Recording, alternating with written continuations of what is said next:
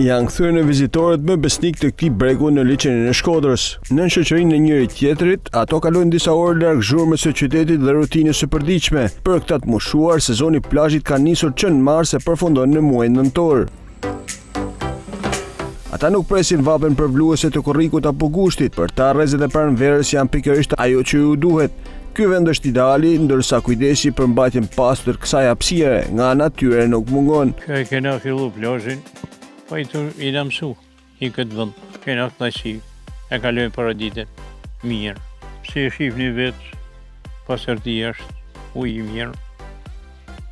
Ajri i pastër. Kur e ke filluar? Me 7 mars. Atë është vërzoj deri në nënor. Ja, kam fillu tash bojnë. Po, vazhdojmë deri në nënor. E frekuentojmë rregullisht. E bim se marrim ajrin e pastër.